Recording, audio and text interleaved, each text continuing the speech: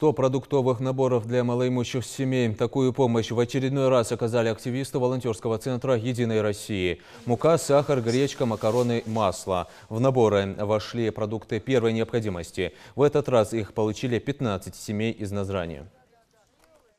Самая такая уязвимая часть населения, обычно это малоимущие слои населения. Поэтому мы пришли в этот барак, они обратились там по горячей линии, по волонтерской линии, и пришли, оказали посильную помощь. И впредь будем, как будет поступить любой сигнал, поедем, выедем. Большое вам спасибо. Желаю вам успехов, здоровья всем ребятам, чтобы всегда вы были такими достойными, умными, хорошими и всегда нас поддерживали.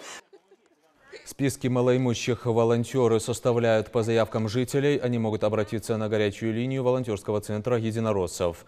Звонки принимают от маломобильных граждан, людей пожилого возраста, инвалидов, ветеранов, многодетных семей, оказавшихся в тяжелой финансовой ситуации в связи с пандемией.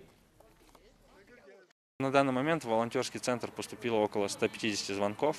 Из них половина – это консультация граждан, они задают вопросы. Это юридическая консультация, консультация семей, учителей, врачей, консультация представителей малого и среднего предпринимательства. И было совершено около 70 выездов, оказания помощи людям.